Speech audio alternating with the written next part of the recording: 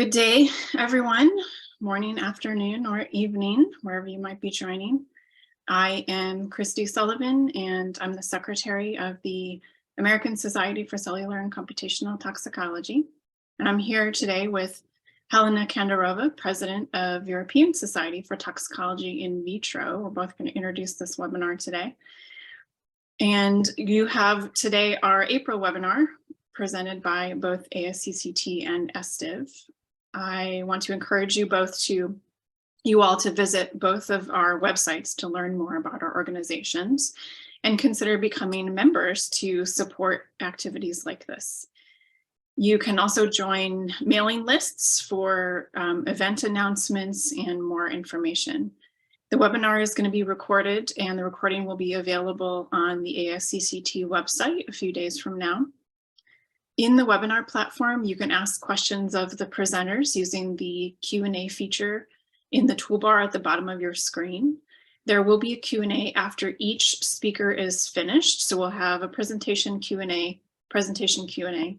So please make sure to add your questions while the speakers are talking, and we'll get to your questions when they're done. And then please finally say hello in the chat and let us know where you're joining us from today. I just wanted to briefly let you know that ASCCT has its annual meeting now ready for proposals. We're inviting continuing education proposals and abstract submissions for regular presentations. And you can find out lots more about that on the ASCCT website. And to give you a quick preview of some webinars coming up, we don't have the dates nailed down for our May webinar, but it's going to be on liver toxicity and featuring Matthew Vinkin and Mangus Engelman-Sundberg. And then we also have our June webinar, which is going to be on biomonitoring and toxicology in the HBM4 EU and PARC projects, featuring Miriam Luchin and Greet Shooters. So we're very excited about both of those webinars. Stay tuned for registration by keeping an eye on the ASCCT website or following SDiv and ASCCT on LinkedIn. And now I'm going to turn it over to Helena to give you a couple of updates and introduce the speakers. Hello, everyone. Good morning, good afternoon. I'm really happy that we have so many participants joining this webinar. Before I introduce the two speakers, I would like to invite you to the activity that is happening in May and beginning of June. It is the SDiv training course that is organized in collaboration with the Slovak Academy of Science. It is 1 week training course where the people, young scientists especially, can learn about the in vitro science and also have some practical exercises with the experts from the Europe. So this is my invitation, and now it's time to introduce the speakers today. Next slide, please, Christy. Great. Thank you. So our first speaker is Devon Barnes. He will be talking on the development of adverse outcome pathway for kidney tubular necrosis. Devon is a second-year PhD candidate and is currently developing in vitro test batteries to study tubular necrosis and crystallopathy of the kidney at the Utrecht University, and he is a part of the ONTOX project. His master's degree is in biomedical science from both Utrecht University in the Netherlands and the Queensland Institute of Technology in Australia. Our second speaker is Job Berkhout. Job is currently a second-year PhD candidate developing a computational model of neural tube closure defects for animal-free human chemical safety at the Dutch National Institute of Public Health and the Environment. And he's also a member of the ONTOX project. He has master's degree in the medical biology from the Radboud University. And now it's time for Devon to share the screen and start his presentation. Devon, the floor is yours.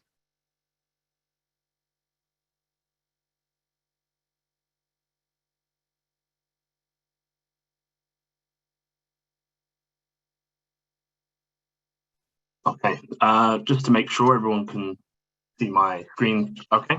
Yeah, so hello everyone. My name's Devon Barnes. I am, as Helena mentioned, I am a second-year PhD candidate at the Division of Pharmacology at the Department of Pharmaceutical Sciences in Utrecht University.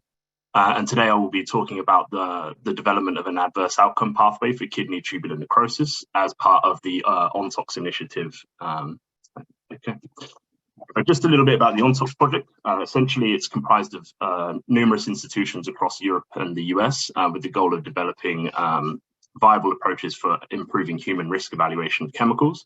The aim in the project essentially is the development of strategies to create new approach methodologies towards predicting systemic dose toxicity effects in alignment with the EU Horizon 2020 Research and Innovation Programme. So as the proof of concept purposes, the focus of these 6 specific new approach methodologies will be looking to address adversities in 3 different organs, the liver, the kidney and brain.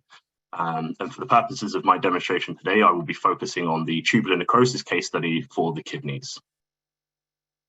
So what is kidney tubular necrosis? Essentially, kidney tubular necrosis is a medical condition that involves the death of tubular epithelial cells that form the renal tubules of the kidney.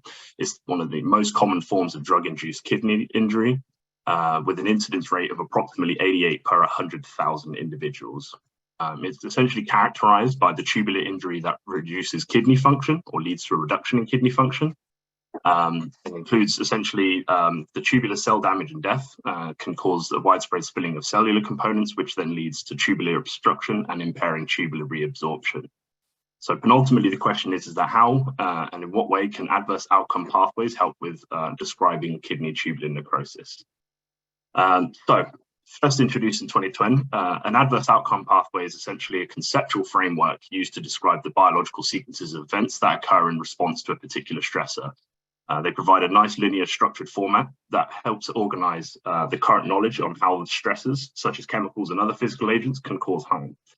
These user-generated AOPs can typically consist of a molecular initiating event, which is the initial interaction of the chemical with the biomolecular target, as well as the observable key events that occur downstream, increasingly higher levels of biological organization, all the way up until the adverse outcome, which is essentially the adverse effect that is witnessed at the individual population or ecosystem level.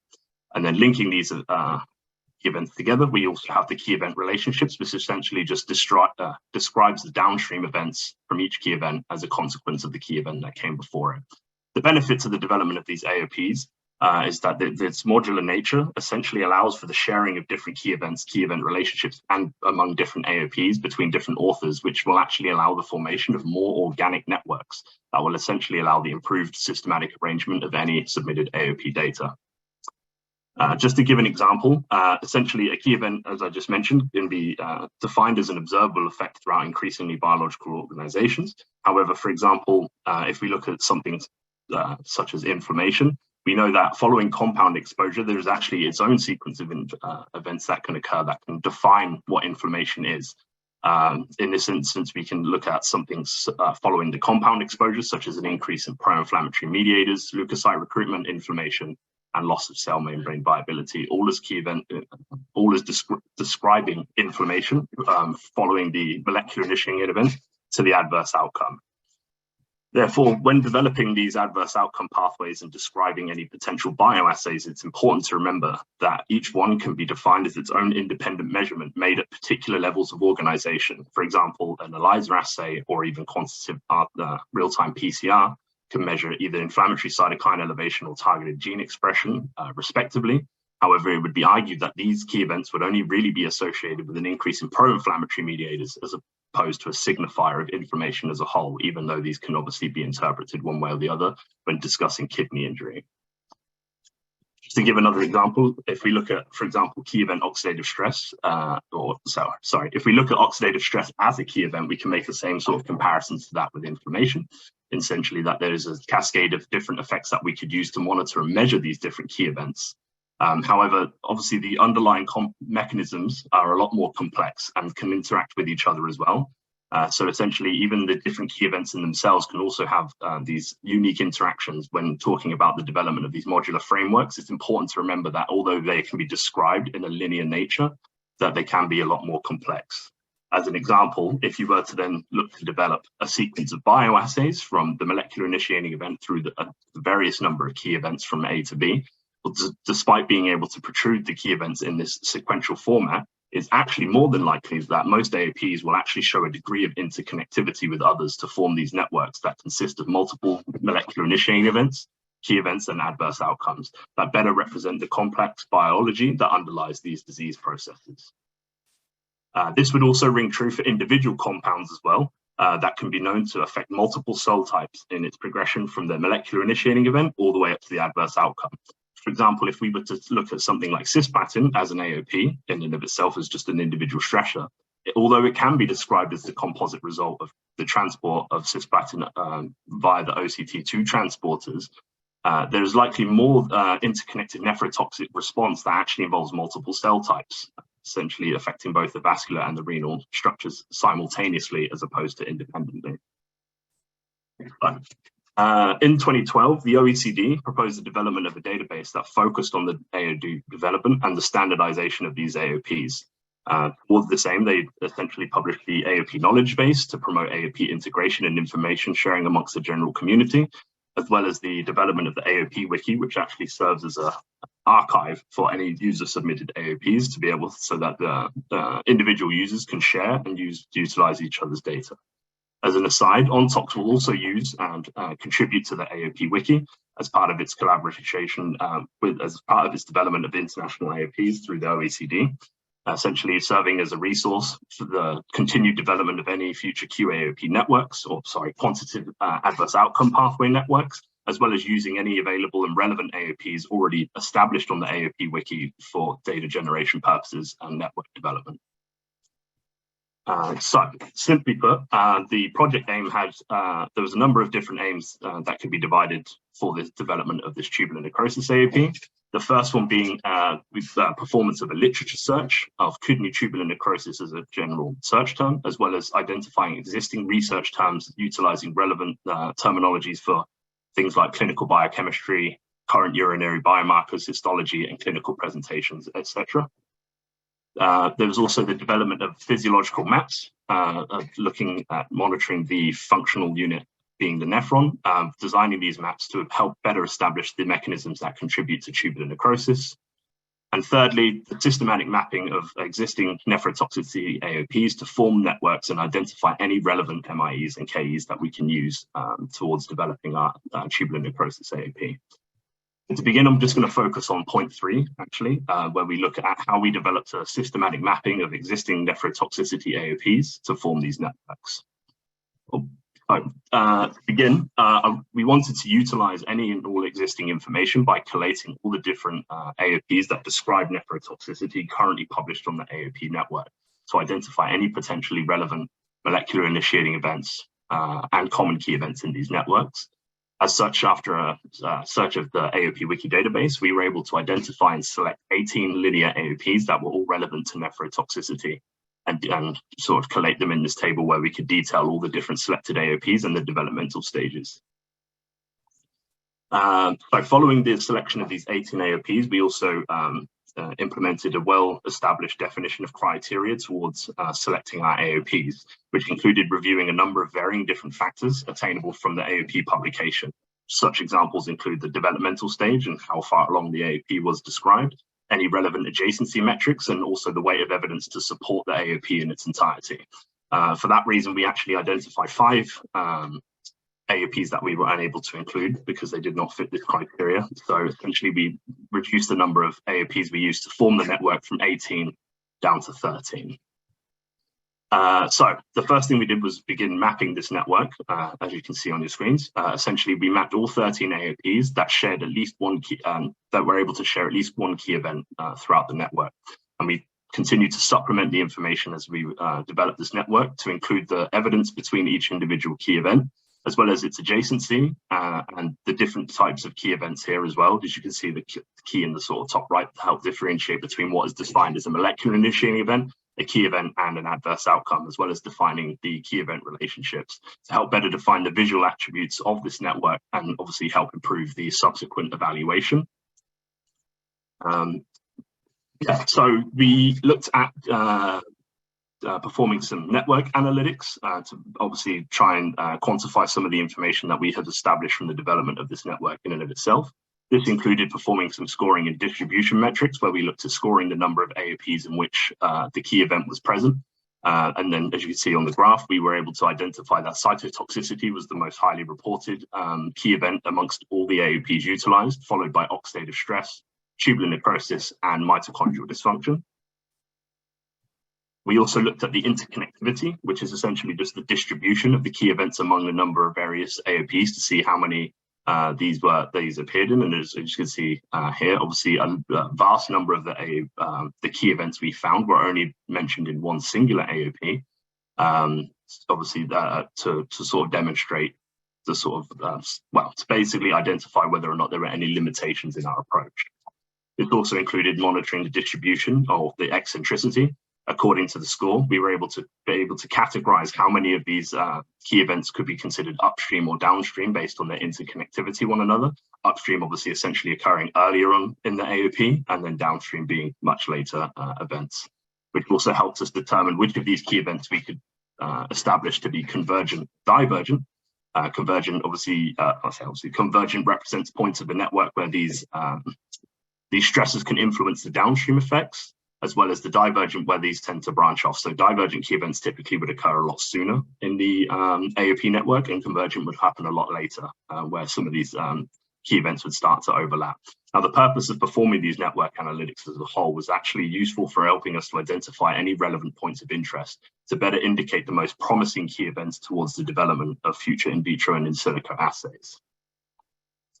So, following all that, we were able to identify all of the appropriate AOPs that we could use to establish our network and to essentially improve the visualization of the network in and of itself. We were able to develop a more linear sequence of information to be able to better represent the network. So this just includes a small number of AOPs, but a large number of the key events that we found described as well that are interlinked within the network in and of itself, starting from the molecular initiating event on the left all the way up to the individual expression of the AOP on the right.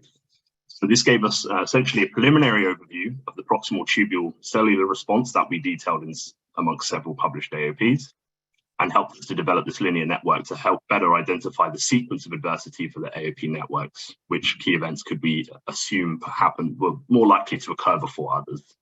This also enabled us to propose a sequence of generic key events to assay for initial profiling of our nephrotoxic agent, as well as a few additional key events of interest for consideration moving forward. However, it should be noted that obviously there would be a need for further investigation into the molecular mechanisms of each nephrotoxic agent when describing the MIE. All right, so to bring it all together, essentially the purpose of this network development and towards the development of the AOP of tubular necrosis essentially then aligns with the development of our in vitro test batteries. Essentially, we were able to develop a preliminary model of what we could conclude that involved tubular necrosis, all the way from a sort of more generic or chemically agnostic molecular initiating event through a sequence of key events based on the network analysis, all the way up until our adverse outcome. This choice of initial events obviously just utilizes already established modern hallmarks of tubular necrosis, but also is supported by the network analysis that we did. And to that end, the idea being is that we could develop a sequence of assays, as mentioned previously, but we could actually investigate these molecular initiating events and key events in sort of a more linear fashion to obviously provide a bit more time-dependent and dose-dependent responses on our in vitro test battery development. So we essentially wanted to look at developing the AOP based on the in vitro and supplementing it based on the in vitro, utilizing in vitro assays based on the network analytics that we had performed by identifying the more generic common key events across multiple compounds. So we could actually look to develop the network in a more chemically agnostic fashion. So we began by identifying a number of assays that measure these endpoints, the first being cytotoxicity, obviously being the most commonly reported and quite interlinked within the network. Also looking at mitochondrial dysfunction, which can be found here as well. And then also looking at oxidative stress and also markers of cell death as well. And we just essentially proposed a number of different assays to at least begin our investigative measurements, looking at how we can develop this model, not based on just the in vitro model that we utilize, but also the assays that we have selected. So now that we've established our model, we needed something to at least begin the testing with. And to that regard, I identified, wanted to utilize cisplatin, one of the probably most widely reported nephrotoxic compounds. And we wanted to use it to at least help build the initial in vitro test battery towards investigating kidney tubular necrosis. Now, cisplatin is a chemotherapeutic drug used to treat various types of cancer by interfering with DNA in cancer cells and preventing their division and multiplication. However, as we know, cisplatin also evokes a cascade of negative cellular responses following its uptake into kidney proximal tubules. It's a very widely utilized drug, and based on the literature, is reported to induce all the highlighted key events of interest as we established earlier, as well as some independent ones such as nuclear mitochondrial DNA damage, activation of multiple cell death pathways, and very, very widespread inflammation. However, we will also look to utilize other platinum derivatives to help us test the efficacy of the in vitro assays and the in vitro model that we look to utilize as well. So in this regard, I wanted to use the second and third generation compounds, carboplatin and oxaliplatin, to help better validate the model and the assays. So just to recap, as I mentioned earlier, for example, when we looked at, if you were to look at the progression of cisplatin as an adverse outcome pathway, if you was to do so, we obviously wanted to make sure that the results that we generate at least sort of have some sort of, how can I say, to better maintain a degree of compound agnosticism, we wanted to ensure that the overlapping focus of this investigation will focus mostly on the early molecular and cellular key events without taking into account some of the more individualistic molecular initiating events for our compounds. So if we were to visualize, it would sort of be around these areas just after the molecular initiating event when we see some of the more hallmarks of tubular necrosis in and of itself. So to begin, we basically wanted to look at developing the assays, looking into cytotoxicity. And for that end, we utilized the Resizurin assay, also known as the Presto Blue assay, to help us determine the cytotoxicity of our platinum chemotherapeutics. And we were able to already establish using these varied concentrations that the viability does in fact decrease in both a time and dose dependent manner, and that the changes in viability that we observed are actually in accordance with what we know about the toxicity of the compounds, with cisplatin being the most cytotoxic and carboplatin being the least, even though but that is genuinely just a limitation of the in vitro modeling, in which oxaliplatin can actually be shown, despite being reported to be less nephrotoxic than carboplatin in vivo and in clinical settings. In vitro, that's just not the same. So it's actually quite it was quite a positive result to see them. This was also supplemented by looking at the LDH release, lactate dehydrogenase release. Again, we noted an observable increase across different compounds in the similar time and dose-dependent trend as Resizurin assay. So it was quite nice to see that that the experiments kind of complemented one each other, or at least the results. However, we were also able to show that, or at least we got some sort of early indication that the cytotoxicity, as defined by what the measurement of LDH release into the supernatant, actually preceded the mitochondrial viability reduction that we saw in the in the Resizurin assay from before.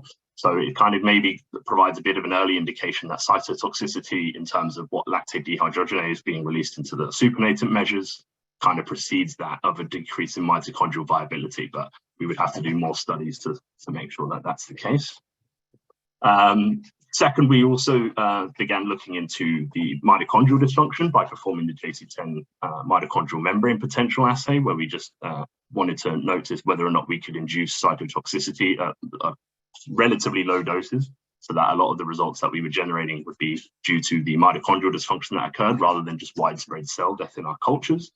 However, at this stage in time, this is quite early onset data. We were able to notice observable effects for both carboplatin and oxaliplatin in relation also to our positive control. However, cisplatin didn't seem to induce any measurable mitochondrial dysfunction effects after both 24, 48 and 72 hours. So there is more work that is required to be done to better identify the limitations and sensitivity of these assays. But the idea being here is that we've taken the first steps toward developing this in vitro battery, and we're just currently working on developing it further. Similarly, we've already began working and establishing an AOP for the DNA adduct formation that leads to kidney failure, which is a unique hallmark of cisplatin nephrotoxicity. The nephrotoxicity of all the platinum compounds, essentially, namely cisplatin.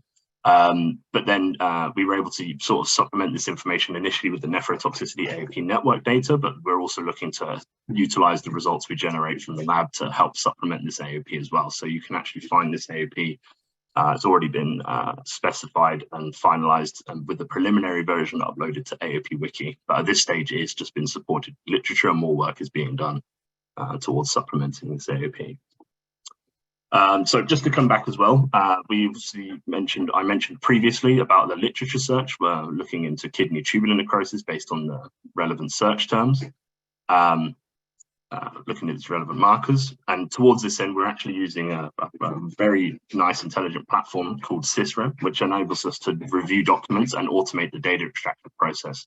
And whilst performing this search, we're actually able to better identify any key terms of relevance, as well as any better predictors of the inclusion-exclusion based on the results that we punch into the system, and actually, as you kind of work within the system, it helps improve the machine learning model accuracy as well.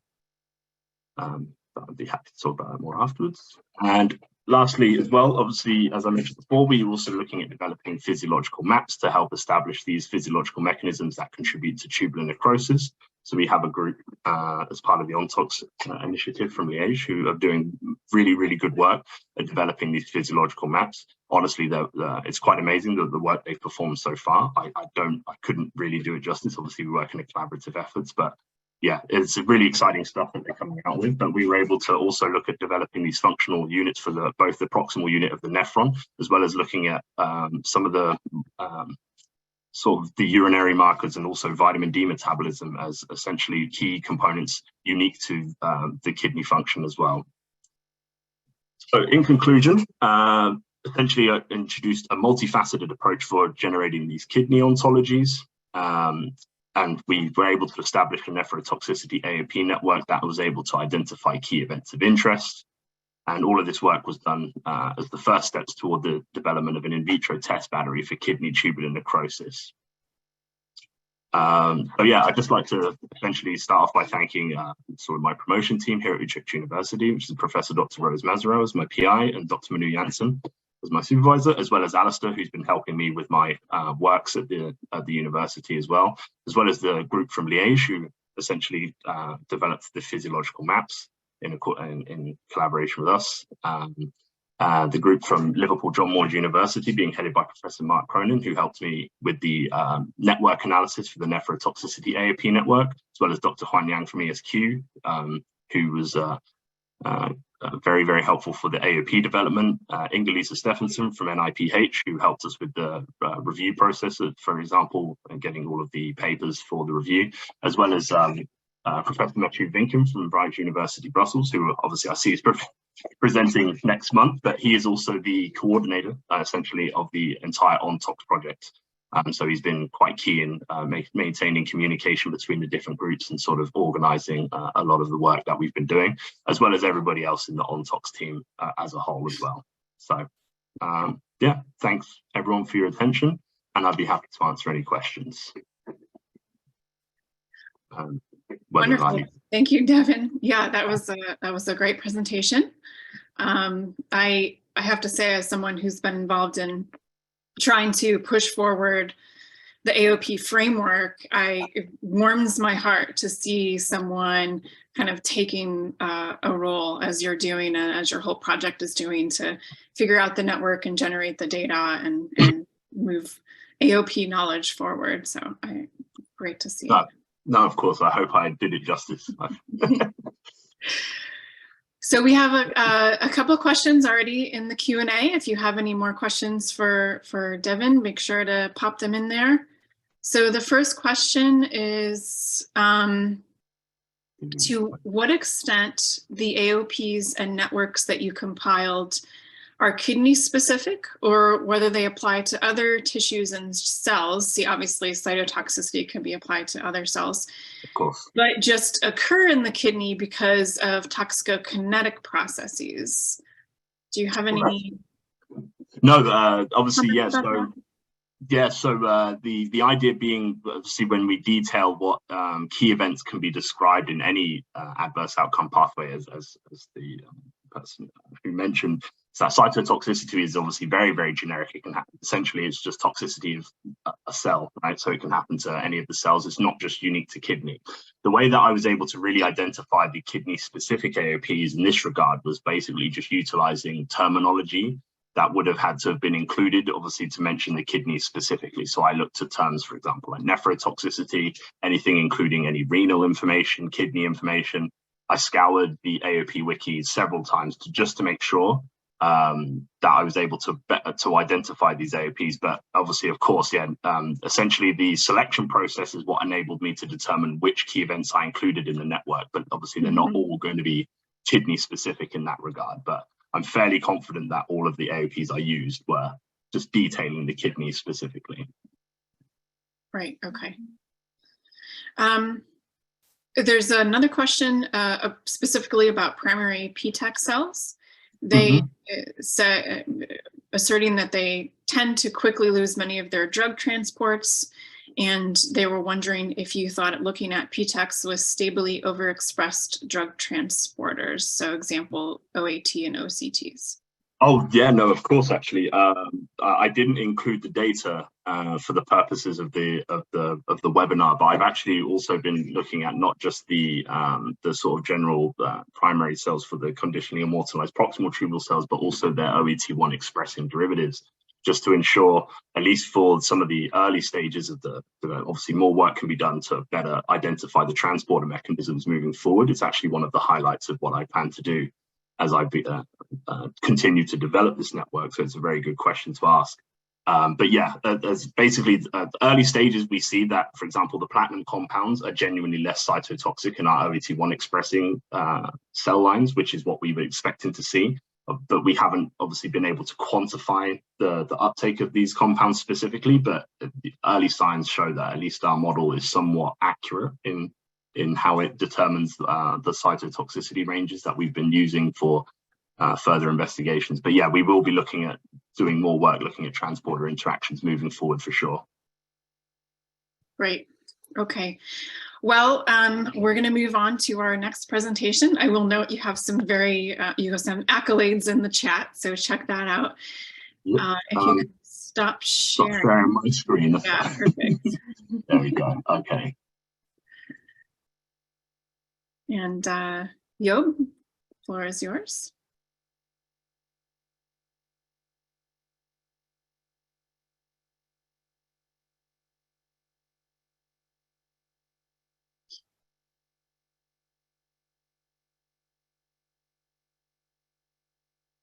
All right, can everyone see my screen correctly? You'll want to switch displays. All right. Perfect. Perfect.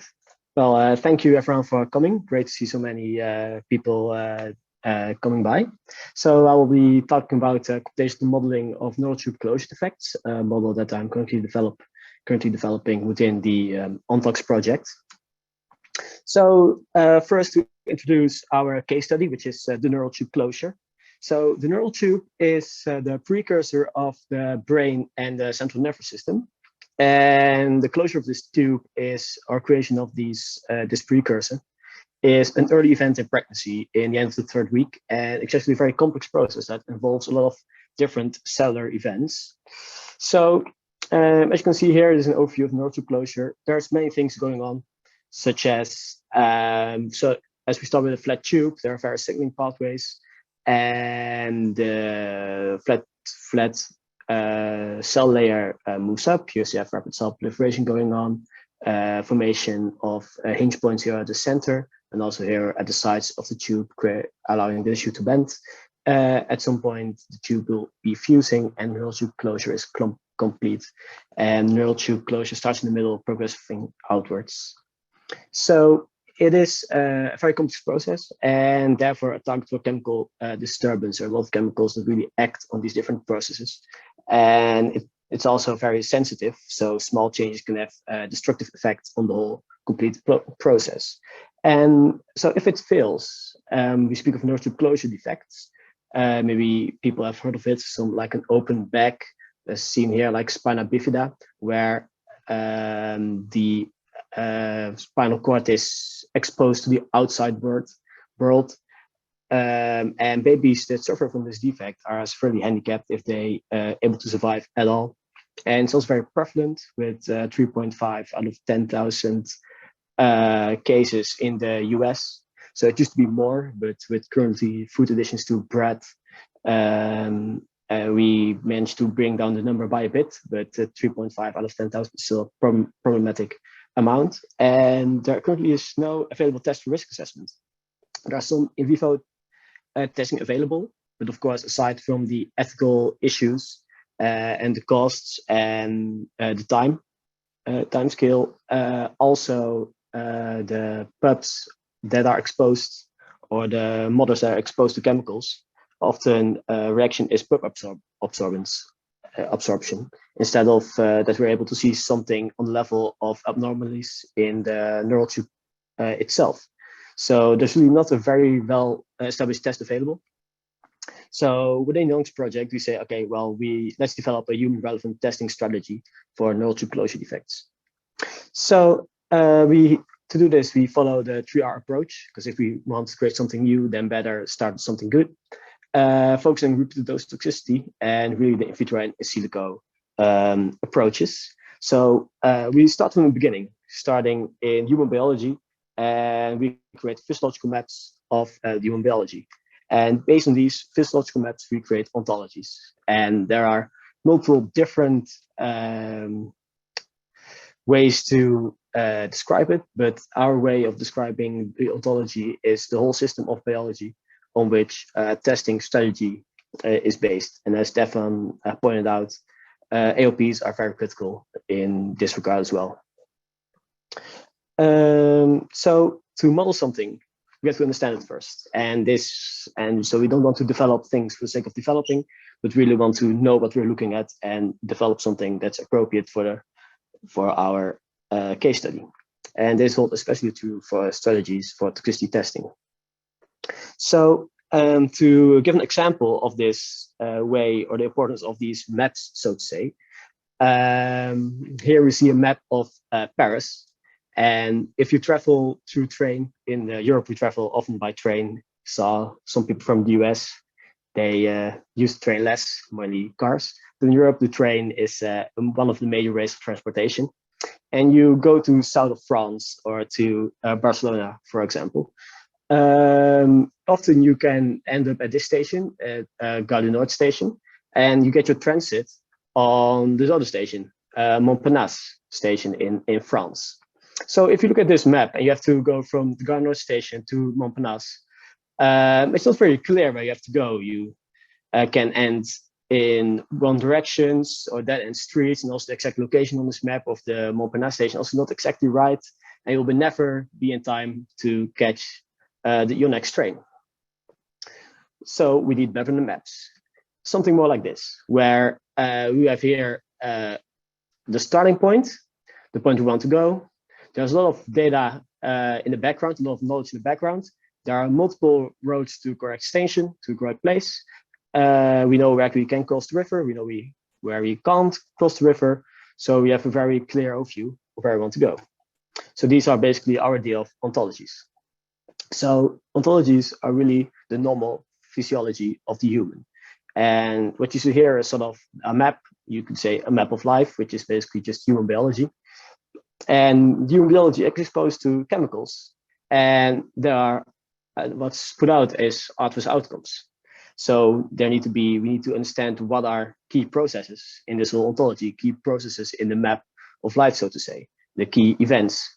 And we can link those together to a testing strategy. So here we start from biology to testing strategy. Of course, for this to work, we need a kinetic model. We have our different tests or test battery. We incorporate this data into a virtual human in silico model, and based on this, we can find a safety profile. And what I'm going to talk about today is basically one of the building blocks of this end goal, that is a virtual human in silico model. and that's an physiological model of the neural tube closure. So to go to computational modeling of neural tube closure. The model I developed is a cellular pods model in Computational 3D. It's a software package from the Indiana University, and it's agent-based. So because neural tube is already very complex, I start with a 2D model. We have potential future plans to translating it to 3D, but we first want to start with a 2D model. And I said earlier, we focus on the caudal end of the tube, and basically what we're looking at will be like cross sections of the neural tube. So what I first start to do is include all the relevant cell behaviors. So how do cells behave? How do cells proliferate? How do they migrate, form those up hinge points, and then implement the biologically relevant triggers afterwards, which I'm currently working on. So our computational model reflects the progressive closing of the neural tube. So here you see the images of our computational model. We start here with a flat ectoderm, all the way up to a closed neural tube at the end of the simulation. So there's our model. What you can see here is rapid proliferation of the mesoderm, migration of the surface ectoderm, cells form the hinge points here in the middle and also here on the bottom. There's a part where cells form somites, and the two ends migrate towards each other, close, and we have our closed neural tube. And now we'll discuss some of the components of our current neural tube closure model, as well as discussing what we can actually do with such a model. So, of course, with the neural tube, spatial organization is very important, and we want to base it on the human physiology as best as possible. So here we see our neural tube closure model with all its different compartments from top to bottom. So of course we can compare this spatial organization to sections of the filtered human embryo stage. And what we see is actually there are quite a number of similarities. We see here that somites are formed surrounded by extracellular matrix. We see here the hinge points of the tube, as well as here. And so it's ectoderm that goes on the top of the tube, closing it off from the outside world. So of course, you can also compare it to mouse, and our current iteration of the model actually looks slightly more on the mouse neural tube, likely because of the amount of cells that we use in the simulation reflects the mouse more, something we're going to work on in our next version of the computational model. But again, here we see the start, we see clear formation of the hinge points, and the ends come together and fuse as well. So what is a very critical part of the neural tube closure is actually proper apical constriction, which are induced by relevant protein gradients. So for the people who are not familiar with it, apical constriction is sort of the formation of wedge-shaped cells. As you can see here in the cartoon, cells form sort of bottle shapes on the median hinge points and those other hinge points, which is very critical for tissue bending and facilitates closing. So what we found in the literature is basically that apical constriction is mediated by BMP and sonic hedgehog to protein gradients, and BMP actually induces apical constriction and sonic hedgehog inhibits apical constriction. So what happens is we have node-coded signals to these cells here to form the floor plate, and then actually these cells, the median hinge point cells, start to secrete sonic hedgehog. Well, from the top side, the surface ectoderm starts to secrete BMP. But what's often stated is that BMP actually inhibits those wedge point formation.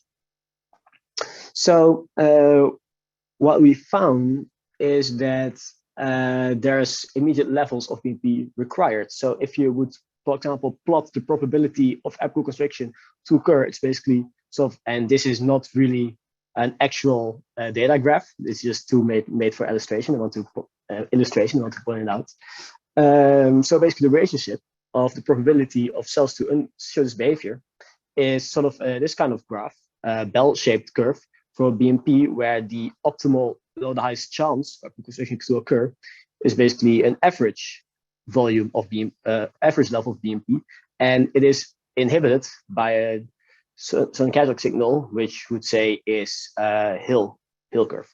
So in these ways, in these manners, for example, to illustrate it, we can calculate the probability of cells to show this behavior, to be able to go in equiconstriction to facilitate tissue bending, to facilitate neural tube closure. So in the model, I simulate equiconstriction by reducing the apical cell volume and increase the basal cell volume, basically relocate cell volumes. And of course, within the cells, they stick to each other by various machineries. And with equiconstriction, I simulate sort of springs to simulate the contractile forces of the cells. The actin-myosin machinery are simulated in our computational model to really facilitate and simulate this bending triggered by the relevant protein gradients. So I also want to point out the Somite formation. So Somite formation is a very critical part in the neural tube closure, where also the somites really have some sort of physical force to direct the cellular layer upwards.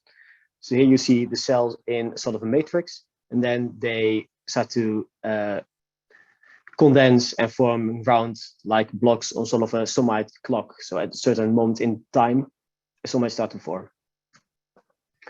As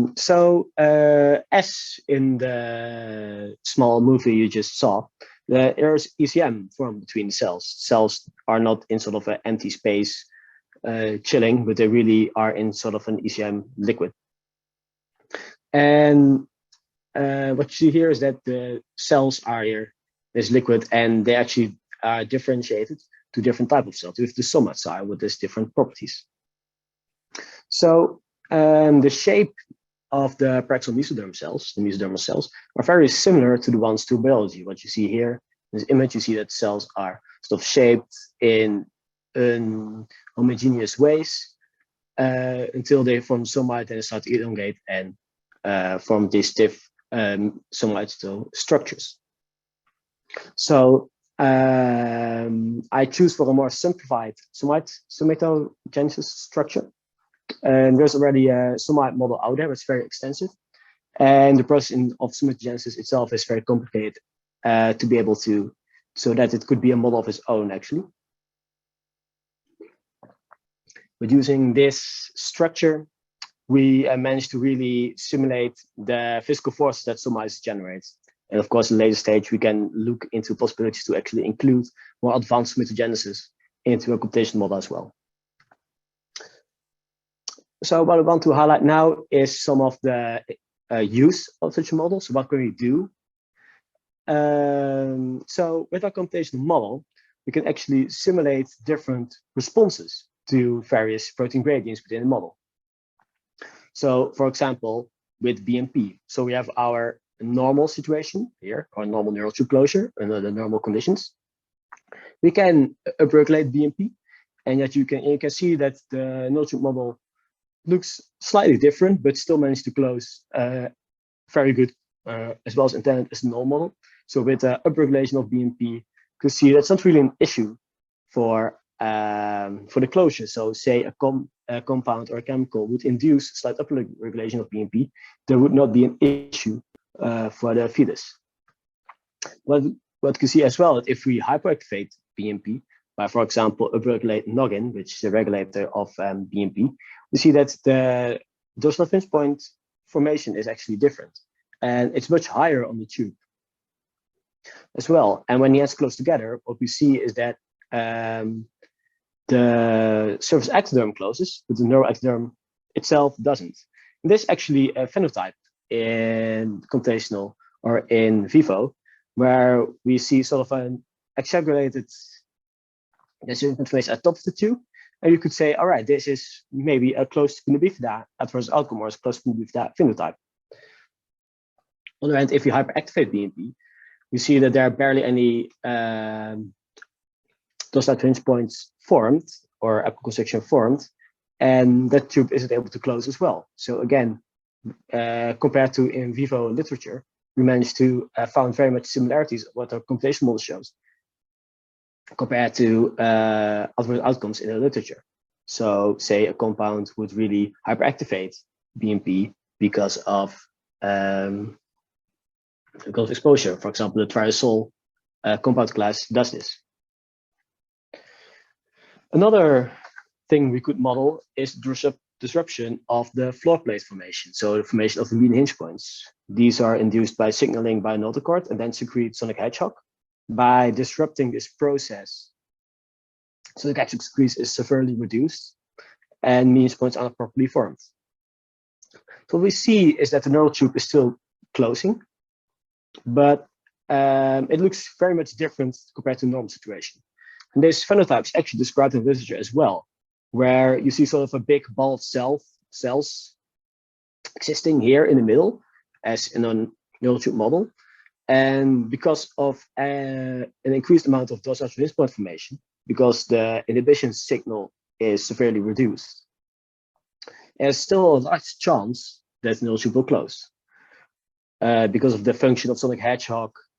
Besides facilitating dose hinge point formation or inhibiting dose formation, I don't think that the feeds will be pretty much healthy, but this does show the prediction capabilities of our computational model in its current stage.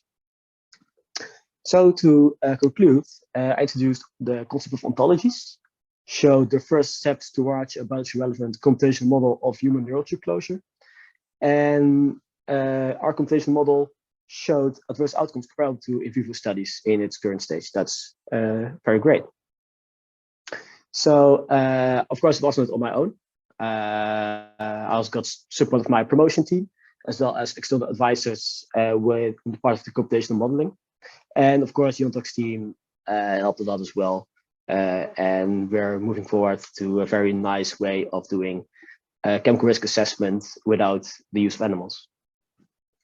So that was the end. Thank you for your attention, and contact me if you want to know more. Wonderful. Well, thank you, Job.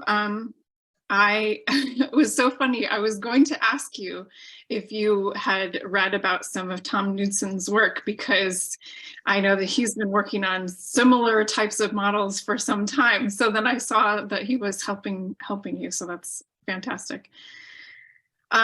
So we have one question so far. If anyone else has other questions for you, please put them in the Q&A. The question is, how do you predict the interference of the chemical with the BMP signaling or Notch or SHH pathways? So that's a good question. So as Devon showed, also for the neural tube, we are developing a physiological map. Of course, I'm currently working on options to predict this in silico by QSR or RASER approaches. And other way to test this is we're planning to also do some in vitro research to really test the effects of chemicals and to link this and this data to our computational model. Mm-hmm. Great.